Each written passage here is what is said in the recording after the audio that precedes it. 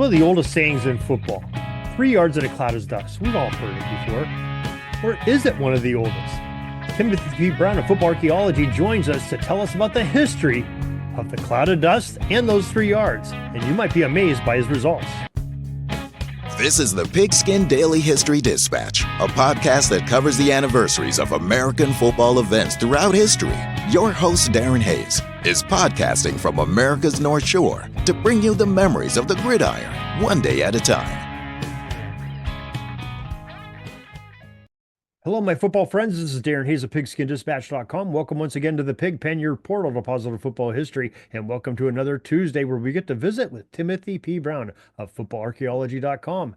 Tim, welcome back to the Pig Pen. Hey, Darren. Looking forward to talking, though. I think my eyes might get a little bit dusty. I can see there's a little dust in the air here. I see. I can get emotional. I'm an emotional. Yeah. Those aren't tears in his eyes of crying. He's even though it's painful to be on this podcast once a week, it hurts. It hurts. Dust, right? Tim is segueing into the title of a recent tidbit that he had that he calls 3 yards and a cloud of dust. So sounds like a good running sequence here. So what can you tell us about this, Tim? Well, first I have to correct you because it's not a recent tidbit. It's from 2022. So, time is relative, Tim. Time is relative. I'm just saying. Okay. Now some others are recent, but I don't consider 2022 recent. But nevertheless, let's move on. So, the funny thing is that this is one of the, like on Substack, it ranks like the way I have my page set up. You only have a couple choices, but the way I have it set up, it has like your most popular or most frequently viewed stories positioned on the right-hand side. And so this is one of the 5 most popular stories. And so it's basically a story about the term 3 yards in a cloud of dust, right? And so I think most people associate that with one person, a former Ohio State football coach, a guy named Woody Hayes. And great last name. Yeah. And I didn't even make that connection until just now. But no relation, by the way. Yeah. And to punch you in the head. No, you're a much nicer man. Probably not as good a football coach, but a nicer man. Yeah, right.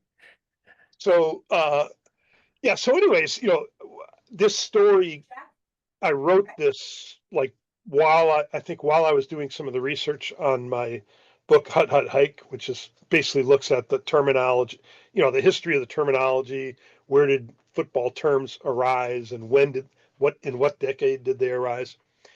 And so anyways, again, Woody Hayes is kind of the guy that you associate, or at least I associate with 3 yards in a cloud of dust, but it didn't start with him. And in fact, it wasn't connected with him until maybe 6-7 years after it came out. But originally it wasn't even 3 yards in a cloud of dust. And so the term, so we kind of have to go back and just remember that, now in the days of AstroTurf and, artificial turf generally, there is no dust. There's a little black rubber pellets and all that kind of stuff that pop up. But, in earlier days, you either had baseball infields or just, turf that got torn up in the rain and then dried out. And so it's just dirt patches. And so dust would kick up. And then just generally, they didn't water a lot of the fields, that just, especially if you were out west somewhere. So, dust was like a normal thing. And some of the images in the tidbit itself, online, just show dust kicking up, as guys are running around the field. So dust was just a normal part of the game. Back in the day, not so much anymore. And so in the 1950s, college football was still much more run-oriented than passing-oriented, whereas the pros had kind of transitioned. They were doing single platoon football which meant they could have a specialized quarterback who could be a pass first guy, didn't have to be a safety or a cornerback on defense. And so they just threw the ball a lot more. And so, and the split T was a big, Maryland won the national championship with it. Oklahoma won a bunch of national championships running the split T. And so, and it was a run oriented offense. And so at one point, there was an assistant coach at Utah or BYU, a guy named Max Tolbert, who was quoted, and I don't know anything about Max Tolbert, but he was quoted by a local newspaper guy as referring to the split T as a cloud of dust and 4 yards, right? Not 3 yards in a cloud of dust, but a cloud of dust and 4 yards. And so then this Mooney, who was the local newspaper guy who wrote the original article, over the next couple years, he called it like a cloud of dust and 5 yards. And then, like 3 years later, he returns to a cloud of dust and 4 yards. So, the terminology was kind of switching around a little bit. And then in 1957, there was a guy, Louisiana guy, reporter named Jim Wynn, who was referring to Texas A&M's offense. And the coach at Texas A&M in 1957 was this buffoon named Bear Bryant, who never made anything of himself. And so he was, he was running more of a run it up the gut kind of an offense. And he referred to Texas A&M's offense as 3 yards in a cloud of dust. So as far as I can tell, the first time that term was in print, at least in newspapers, was in 1957, and it referred to Bear Bryant.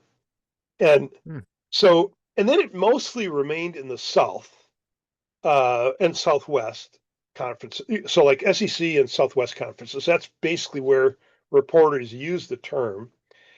And then all of a sudden in 1959, Woody Hayes is talking at some coach's clinic, and he says, some newspaper men call our attack 3 yards in a cloud of dust, but we don't care what the offense is called as long as it wins football games. I'm willing to take 3 1/3 yards on every play and force the other guy to make mistakes. So then from that point on, that term was just locked in with Woody and probably at the time, more generally, Big Ten football. So it's just one of those things, I think it's an interesting little story about a term that we all know, we've all heard, and yet its origins are like from BYU, which is not, I think of BYU as a passing oriented, school, that's more of an 80s thing, but, so I don't know, it's just kind of funny that here was Woody had nothing to do with it, and yet it kind of became tied to him and to Big Ten football, probably more generally, rather than like, the Southwest or West Coast offenses that at that time were throwing the ball a bit more. But just by the progression of the yardage that they referred to, it's almost like the play was failing as the years went by. It went from 4 to 5 to down to 3. So it regressed. Maybe Bear and Woody didn't have it going as good as the guys did before them. Yeah. So anyways, I just like, I've got like my third book was, Hot I is just all about like the origins of football terminology. I just think that kind of stuff. I've always enjoyed the origins of words and phrases. I just think that's fun, but that's just an illustration of, the kind of story. Yeah. And newer football fans don't really hear that term anymore because the spread offenses, but when you and I were younger watching football, like in the 70s and earlier, it was always 3 yards in a cloud of dust or student body right, student body left. Those are the terms that you heard quite often.